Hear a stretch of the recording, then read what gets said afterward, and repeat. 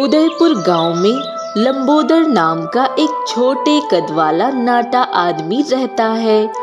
वो गांव की जिस गली में निकलता, लोग उसे देखते और उसका मजाक बनाते।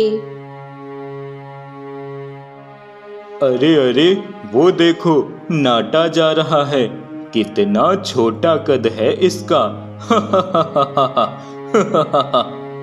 हाँ हाँ, मेरा 6 साल का बेटा भी इसके कद से ऊंचा हो गया है और ये नाटा ही रह गया। नाम इसका लंबोदर है और है ये छोटे कद वाला नाटा। अरे भाई लंबोदर, कहाँ जा रहे हो? बच्चों के साथ स्कूल जा रहे हो क्या? बच्चे भी उस पर खूब हंसते हैं। बेचारा लंबोदर वहां से चुपचाप चला जाता है और एक फैक्ट्री में जाता है, जहां का मालिक उसे देखता है तो लंबोदर से कहता है, अरे अरे बेटा, तुम यहाँ कहाँ घुसे चले आ रहे हो? जाओ बेटा, स्कूल जाओ। अरे नहीं मालिक, आप गलत समझ रहे हैं।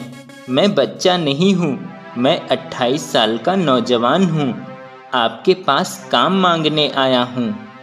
क्या तुम 28 साल के हो? हाँ मालिक, ये देखिए मेरा आधार कार्ड, इस पे मेरी उम्र लिखी हुई है।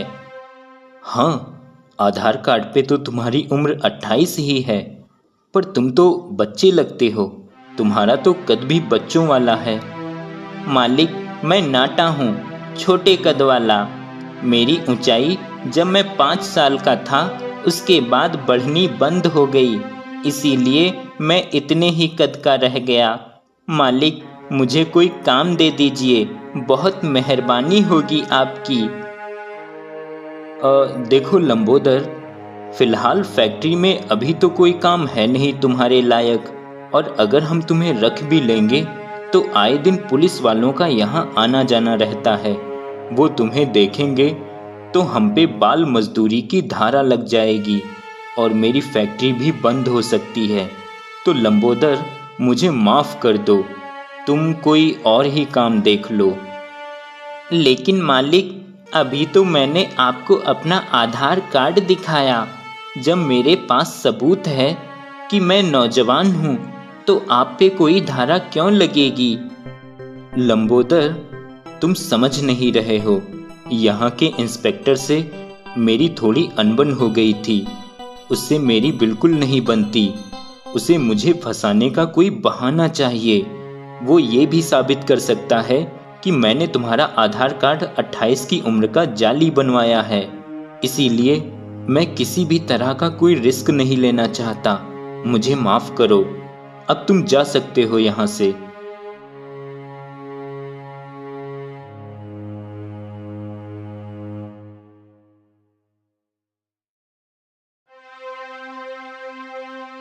बेचारा लंबोदर निराश होकर वापस घर आ जाता है। लो, आ गए लाट साहब, मिल गई नौकरी। क्या हुआ बेटा, नौकरी नहीं मिली क्या? नहीं माँ, नहीं मिली नौकरी। मैंने अपना आधार कार्ड भी दिखाया, पर मेरे छोटे कद की वजह से सब मुझे बच्चा समझते हैं। मुझे कोई नौकरी नहीं देना चाहता। जानता था, मैं पहले से ही जानता था कि इसे कोई नौकरी नहीं मिलेगी। भला इस नाटे को नौकरी देगा भी कौन? बस हमारी ही छाती पर बोझ बनकर बैठेगा ये। तू मेरे घर से निकल क्यों नहीं जाता? जा, कहीं जाकर डूब मर, नाटा कहीं का। ये आप क्या बोले जा रहे हैं? वो हमारा बेटा है। आप अपने ही बेटे से ऐसा कैसे कह सकते हैं? इसी बात का तो अफसोस है कि ये नाटा मेरा बेटा है, जो किसी काम का नहीं, बस एक बोझ है मुझ पर। और ऊपर से इसके कारण पूरा गांव, इसके साथ साथ मुझ पर भी हंसता है कि मैं एक नाटे का पिता हूँ। ठीक है पिताजी, अगर आपको मेरी वजह से समाज में शर्मसार होना पड़ रहा है तो मैं ये घर और ये गांव छोड़कर कहीं दूर चला जाता हूँ, हमेशा हमेशा के लिए। नहीं, ये तो क्या कह रहा है लंबोदर? तू कहीं नहीं जाएगा मुझे छोड़कर। नहीं माँ, मैं नहीं चाहता मेरी वजह से पिताजी को तकलीफ हो।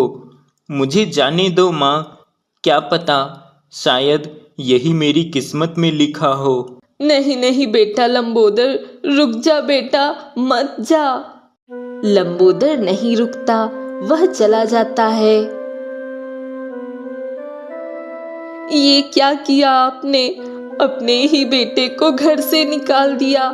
आप इतने पत्थर दिल कैसे हो सकते हैं? बेचारा मेरा लंबोदर कहाँ जाएगा, कैसे रहेगा? एक बात कान खोलकर सुन लीजिए, अगर मेरे बेटे को कुछ हो गया तो मैं भी नहीं रहूंगी। फिर रहना आप अकेले इस घर में अपने अहंकार के साथ। लंबोदर एक पेड़ के नीचे लेटा सो रहा था। तभी वहां से दो डाकू गुजरते हैं और वो लंबोदर को पेड़ के नीचे सोता हुआ देखते हैं। अरे, ये बच्चा किसका है? इस सुनसान जगह पर अकेले पेड़ के नीचे सो रहा है। सरदार, चलकर इससे ही पूछते हैं। दोनों डाकू लंबोदर के पास जाकर उससे पूछते हैं। अरे बच्चे, कौन हो तुम? यहाँ इस सुनसान जगह पे अकेले क्या कर रहे हो? तुम्हारे माता पिता कहाँ हैं? तभी लंबोदर उन डाकुओं को अपनी कहानी बताता है। अच्छा, तो तुम बच्चे नहीं हो, 28 साल के नौजवान हो और तुम्हारे पिता ने तुम्हारे छोटे कद की वजह से तुम्हें घर से निकाल दिया है। हाँ डाकू जी, और मेरे छोटे कद की वजह से सब मुझे बच्चा समझते हैं और मुझे कहीं कोई काम नहीं देता, इसीलिए मेरे पिताजी मुझे एक बोझ समझते हैं। तभी दूसरा डाकू कुछ सोचता है और अपने सरदार से कहता है। सरदार, मेरे दिमाग में एक विचार आ रहा है। मैं सोच रहा हूँ क्यों न हम इसे अपनी गैंग में शामिल कर लें। इसके छोटे कद की वजह से सब इसे बच्चा समझते हैं। इस बात का हम फायदा उठा सकते हैं और इसकी वजह से हमारा काम भी आसान हो जाएगा और पकड़े जाने का भी डर नहीं रहेगा। तुम सही कह रहे हो, पर क्या ये हमारे साथ काम करेगा? करना ही पड़ेगा सरदार। इसके पास कोई और चारा भी तो नहीं है, इसे कोई और काम देगा भी तो नहीं। लंबोदर, तुम हमारे साथ काम करोगे? मैं तुम्हें बहुत सारे पैसे दूंगा। आपका बहुत बहुत धन्यवाद डाकू जी, पर मैं किसी के घर चोरी नहीं कर सकता, किसी को लूट नहीं सकता। मुझे माफ कर दीजिए डाकू जी, मैं ये सब नहीं कर पाऊंगा। मैं एक अच्छा और ईमानदारी का काम करना चाहता हूँ। ठीक है लंबोदर, अगर ईमानदारी का काम मिल जाए तो अच्छी बात है, वरना ये रहा मेरा पता। जरूरत पड़े तो आ जाना, मेरे दरवाजे तुम्हारे लिए खुले रहेंगे। इतना कहकर दोनों डाकू वहां से चले जाते हैं। अगली सुबह लंबोदर कई जगह काम मांगने जाता है, पर उसे कोई काम नहीं देता। लंबोदर काफी निराश होता है। कहीं काम नहीं मिल रहा, अब कहाँ जाऊंगा मैं? कैसे अपना पेट भरूंगा? एक आखिरी कोशिश और करके देखता हूँ। अगर काम मिल गया तो ठीक, वरना मैं डाकू गब्बर सिंह की गैंग में शामिल हो जाऊंगा। लंबोदर एक गांव में जाता है, जहां उसे एक बड़ा घर दिखाई देता है। लंबोदर उस घर में जाता है और उस घर का मालिक सेठ धनीराम होता है, जो उस गांव का मुखिया होता है। अरे अरे, कौन हो बेटा? कहाँ घुसे चले आ रहे हो? सेठ जी, मेरा नाम लंबोदर है। मैं काम की तलाश में आया हूँ। मैं आपके घर का सारा काम कर दूंगा। झाड़ू, पोंछा, बर्तन और बाहर से सामान लाना, और मुझे खाना बनाना भी आता है। अरे वाह, इस छोटे से बच्चे को इतना सारा काम आता है। मुझे भी घर के कामों के लिए किसी की जरूरत है। जब से मेरा नौकर काम छोड़ के गया है, मैं बहुत परेशान हूँ। ए जी, इसे ही रख लीजिए ना काम पे। अरे भाग्यवान, थोड़ा सब्र रखो।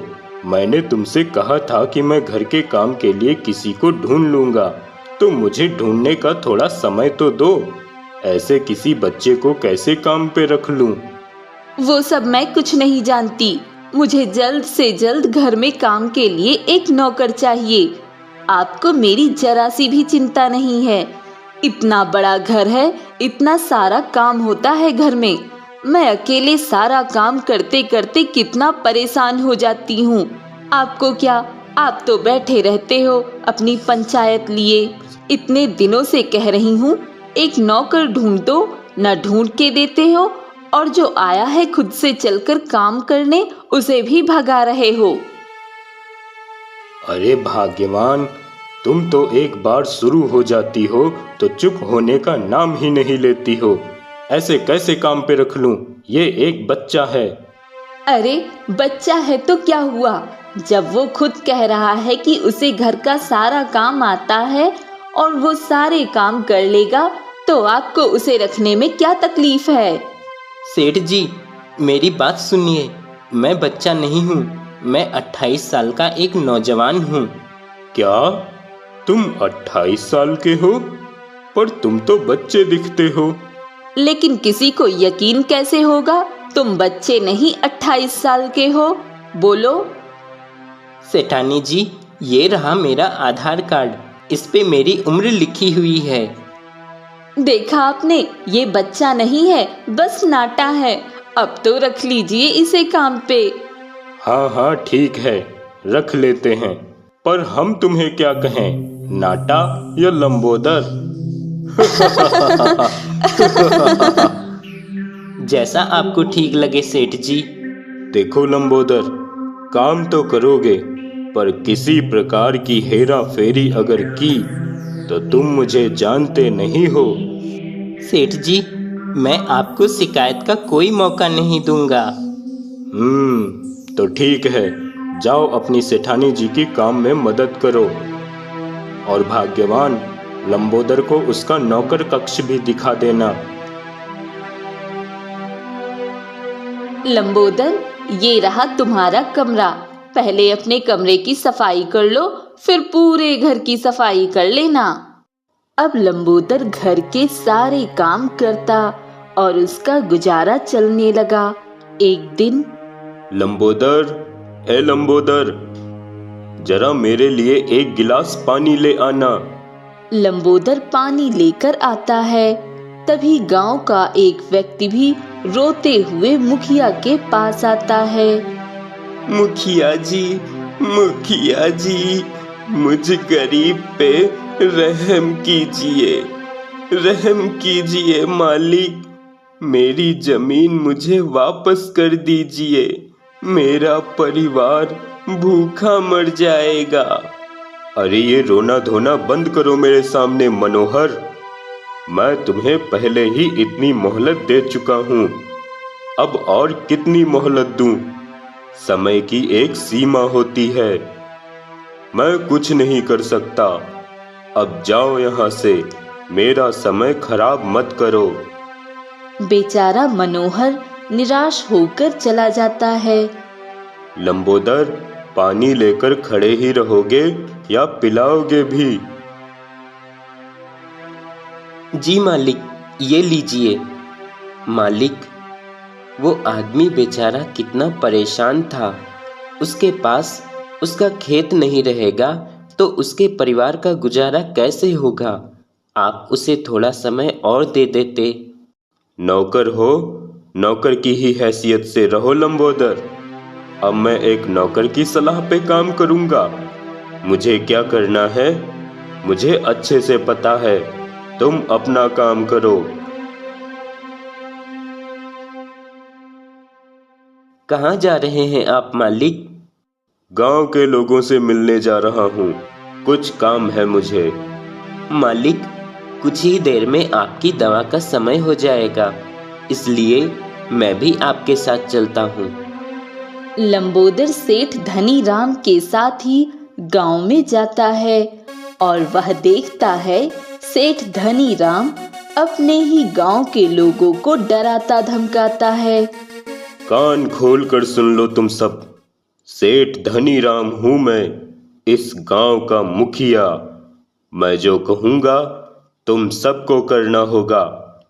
अगर मेरे खिलाफ कोई गया तो वो मुझसे बच नहीं पाएगा। तुम सब की जमीनों के कागजात मेरे पास हैं। मालिक, हमारी जमीन पे आप क्या करने वाले हैं? जब मैं तुम सबको अपनी फैक्ट्री में काम पे रखा हुआ हूँ और हर महीने तनख्वाह भी देता हूँ, तो तुम्हें जमीन की चिंता क्यों है? जमीन का क्या करोगे? बोलो। और अगर जमीन ही चाहिए तो लाओ, मेरा कर्जा अभी वापस करो।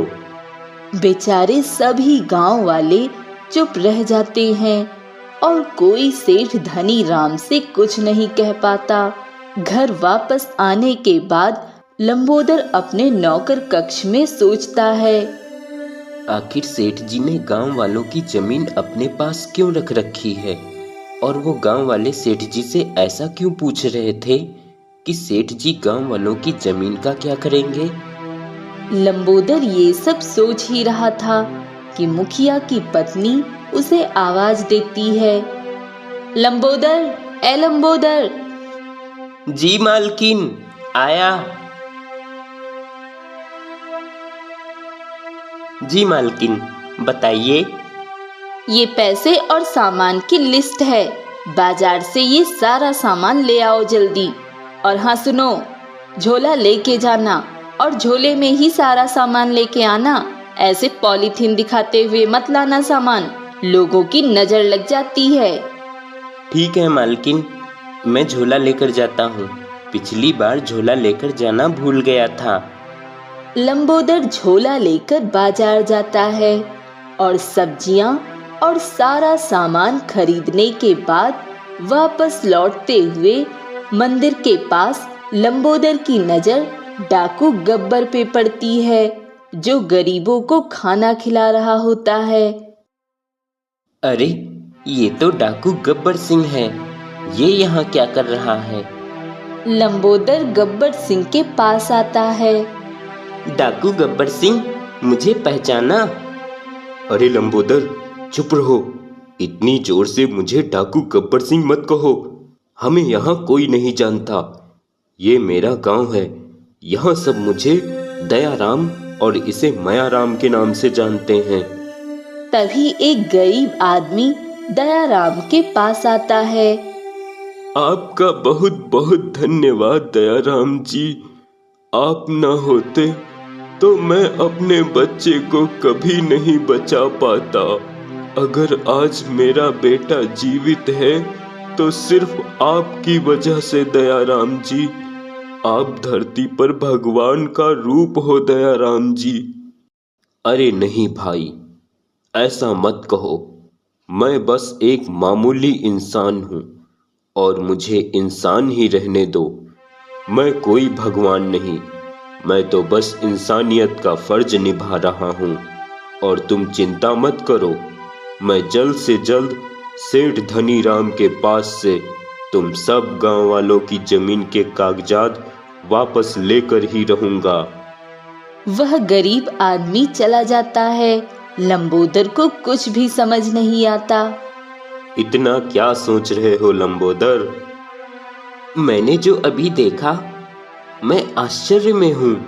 मुझे कुछ भी समझ नहीं आ रहा। आखिर तुम हो कौन?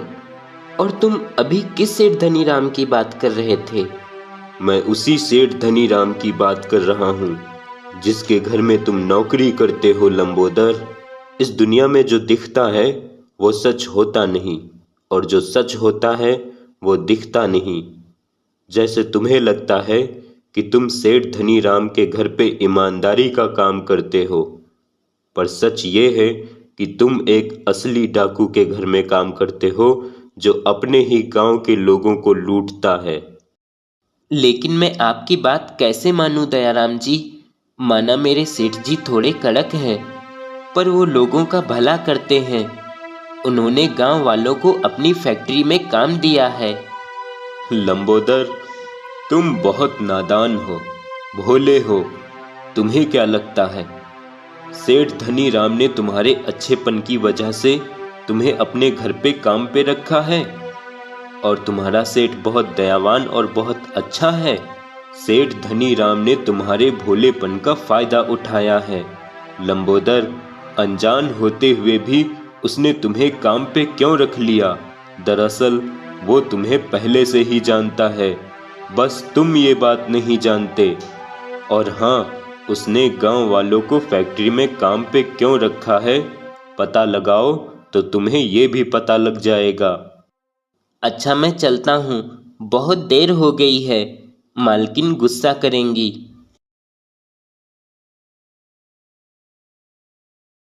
लंबोदर सामान लेकर घर आ जाता है।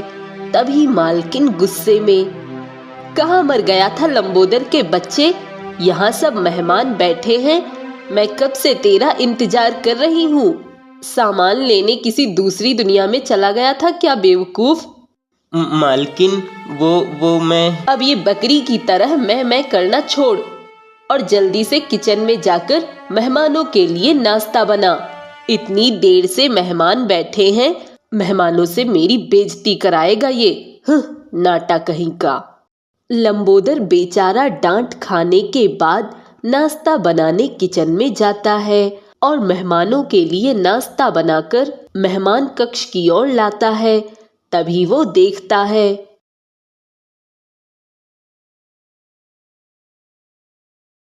अरे, ये तो मेरे गांव उदयपुर के मुखिया जी हैं, ज्ञानदास जी। ये यहाँ कैसे? तभी लंबोदर चुपके से उनकी बातें सुनता है। अरे ज्ञानदास जी, भला गांव में इतनी किसी की हिम्मत भी है कि वो आकर मुझसे अपनी जमीन के कागजात मांग सके? वो सब मूर्ख और डरपोक हैं। मैंने सभी को थोड़े थोड़े पैसे देकर उस पे भारी ब्याज लगा दिया, जिसे वो तो क्या, उनके बच्चे भी नहीं चुका पाएंगे। और मैंने उनकी जमीनों को हड़प लिया, और अब उस जमीन पे भी मैं एक और बड़ी शराब की फैक्ट्री डालूंगा, और ये सब मेरी इन फैक्ट्रियों में कम पैसों में मजदूरी ही करेंगे, और मुझे खूब ढेर सारा मुनाफा होगा। ये सब बातें सुनकर लंबोदर चौंक जाता है। तभी मालकिन लंबोदर को नाश्ता लेकर खड़ा देखती है। ए लंबोदर, नाश्ता लेकर खड़ा ही रहेगा क्या?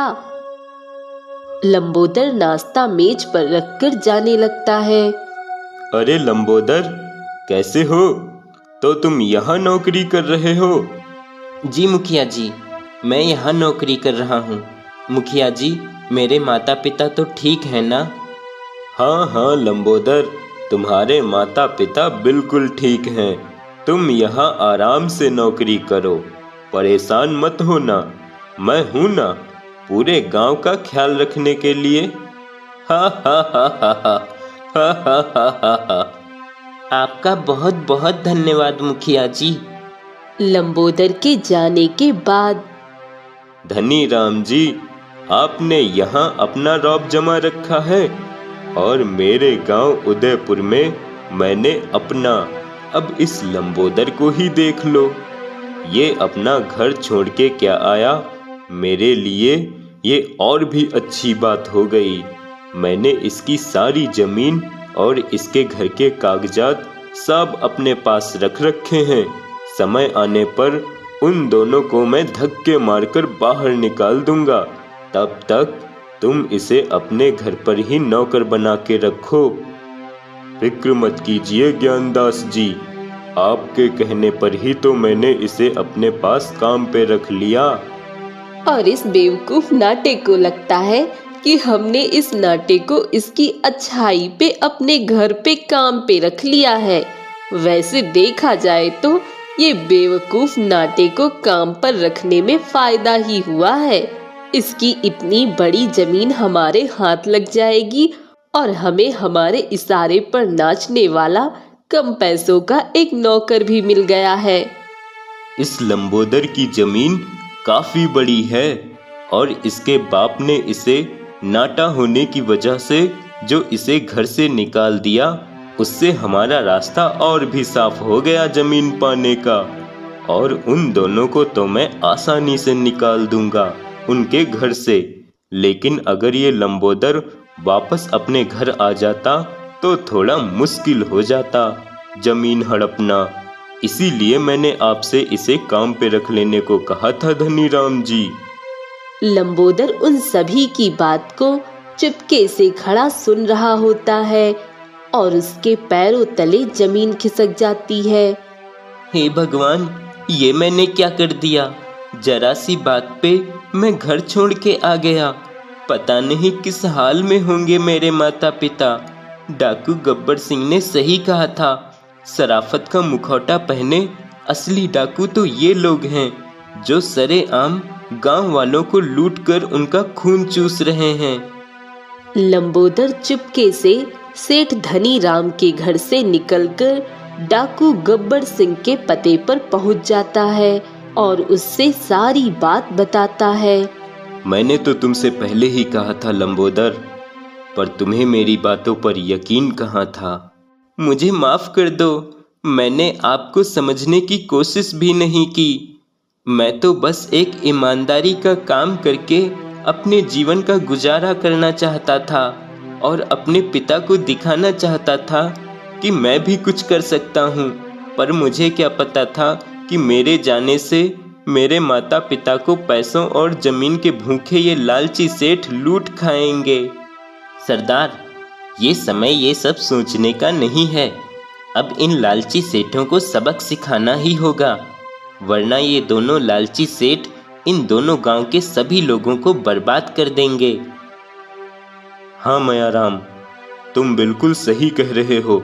अगर हमें इन दोनों सेठ के पास से सभी गांव के लोगों की जमीन के कागजात मिल जाएं, फिर ये दोनों सेठ कुछ भी नहीं कर पाएंगे।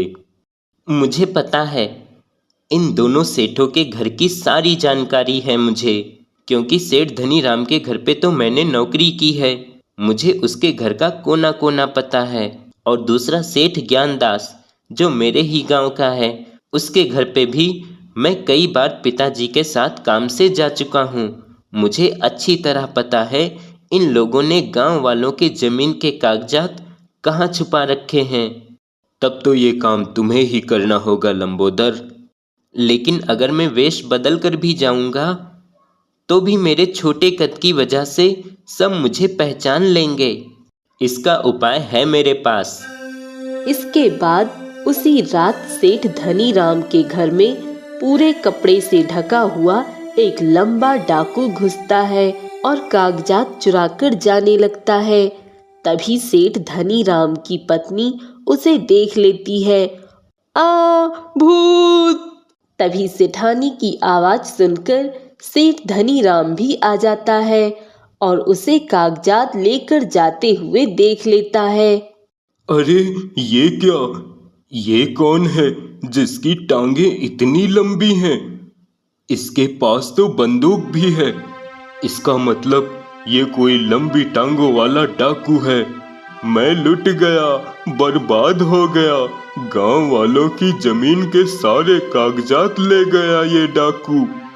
अगले दिन सुबह सेठ धनीराम सारी बात सेठ ज्ञानदास को बताता है। लंबी टांगों वाला डाकू? ऐसा कौन नया डाकू आ गया है? डाकू गब्बर सिंह को तो हम सब जानते हैं, पर ये लंबी टांगों वाला नया डाकू कौन आ गया? ज्ञानदास जी, वो मेरे घर से गांव वालों की जमीन के कागजात चुरा कर गया है। कहीं ऐसा तो नहीं वो आपके घर पे भी जाकर आपके पास जो कागजात रखे हैं उन्हें भी आज रात चोरी करने आए। अगर ऐसा है तो हम उस लंबी टांगों वाले डाकू को छोड़ेंगे नहीं धनी राम जी। मैं सारे गांव वालों को बुलवा लेता हूँ। मेरे सारे गांव वाले मेरी बात मानते हैं। सब मिलकर मार मार कर उस डाकू का भर्ता बना देंगे। अरे सुनती हो लंबोदर की माँ, आज रात सभी लोग हमारे गांव के मुखिया ज्ञानदास जी के घर लाठी लेकर इकट्ठा हो रहे हैं। क्यों, क्या हुआ है जी? सुना है कोई लंबी टांगों वाला डाकू आ सकता है डाका डालने, क्योंकि पास के गांव मुखिया धनी राम जी के घर पे उस लंबी टांगों वाले डाकू ने चोरी की है। ए जी, मैं भी आपके साथ चलती हूँ। यहाँ मैं अकेली रहूंगी, मुझे तो डर लग रहा है। सभी गांव वाले लाठी लेकर ज्ञानदास के घर में छुपे होते हैं। तभी लंबी टांगों वाला डाकू चुपके से ज्ञानदास के घर आकर कागजात चुराकर जाने लगता है कि सभी गांव वाले और दोनों सेठ लाठी लेकर उसके सामने खड़े हो जाते हैं। तुझे क्या लगा था डाकू, तू मेरे घर से इतनी आसानी से चोरी करके जा सकेगा? मारो इसे सब मिलकर। जैसे ही गांव वाले उसे मारने चलते हैं, डाकू अपने ऊपर से कपड़ा हटा देता है और सभी देखकर चौंक जाते हैं कि लंबी टांगों वाला डाकू कोई और नहीं बल्कि उसी गांव का नाटा लंबोदर होता है। अरे ये तो नाटा लंबोदर है, इसने चोरी करना शुरू कर दिया। लंबोदर तुम्हारी टांगे इतनी लंबी कैसे हो गईं? इसका मतलब तुमने ही मेरे घर पे भी चोरी की है। नमक हराम, मैंने तुझे अपने ही घर पे नौकरी दी और तूने हमारे ही घरों पर डाका डाल दिया। बंसीलाल, ये सिखाया है तुमने अपने बेटे को? क्या अमीर लोगों के घरों में डाका डालने के लिए तुमने इसे अपने घर से बाहर कर दिया था, या तुम भी इसमें मिले हुए हो? इस नाटे को तो हम सब शरीफ समझते थे, पर ये तो एक डाकू निकला। मारो इसे सब। तभी एक आवाज आती है, रुक जाओ, कोई उसे नहीं मारेगा। सभी देखते हैं सामने दो पुलिस वाले और साथ दयाराम और मयाराम भी होते हैं। इंस्पेक्टर साहब, अच्छा हुआ आप सही समय पर आ गए। ये देखिए, ये डाकू मेरे घर में डाका डालने आया था। गिरफ्तार कर लीजिए इसे। गिरफ्तारी तो होगी, लेकिन असली डाकुओं की। मुझे सबूत मिल गए हैं। मुझे सब पता है कौन शरीफ है और कौन असली डाकू। ज्ञानदास जी। क्या मतलब है आपका इंस्पेक्टर साहब? ओह धनी राम जी, आप भी यहीं पर हैं? अच्छा हुआ। मेरे साथ खड़े इन दोनों को जानते हैं आप? हाँ हाँ जानता हूँ, ये मेरे गांव के दयाराम और मयाराम हैं। और यही डाकू गब्बर सिंह भी है। क्या ये डाकू गब्बर सिंह है? हाँ धनी राम जी, पर इसने आज तक कभी किसी गरीब को नहीं लूटा, बल्कि गरीबों का भला किया है। इन दोनों ने लंबोदर के साथ मिलकर तुम दोनों सेठों के खिलाफ काफी सबूत इकट्ठे किए हैं। वो सारे सबूत मेरे पास हैं। लंबोदर ने ये डाका मेरी निगरानी में ही डाला है, गांव वालों की जमीन के कागजात इकट्ठे करने के लिए। पुलिस धनी राम, उसकी पत्नी और ज्ञानदास को गिरफ्तार कर लेती है। लंबोदर, ये सारे जमीन के कागजात सभी गांव वालों को बांट दो। इस तरह सभी को उनकी जमीन वापस मिल जाती है। भाई लंबोदर, अगर तुम न होते तो हमें तो पता ही नहीं चलता कि हमारी जमीन हमारे पास है ही नहीं। इसका मतलब उस दिन इस मुखिया ने हम सबसे हमारी जमीन के कागजात पे अंगूठे लगवाए थे। हमें माफ कर दो लंबोदर, हमने तुम्हें हमेशा नाटा कहकर तुम्हारा मजाक उड़ाया और तुमने हमारे लिए इतना कुछ किया, पर तुम अचानक इतने लंबे कैसे हो गए? तभी लंबोदर अपनी नकली टांगे अलग कर देता है जिसे देख सभी हंसने लगते हैं। आज से हम सभी गांव वाले लंबोदर भैया को अपने गांव का नया मुखिया चुनते हैं। सभी गांव वाले लंबोदर को मुखिया चुन लेते हैं और लंबोदर का पिता बंसीलाल भी लंबोदर से बहुत खुश होता है। चल बेटा, अपने घर चल।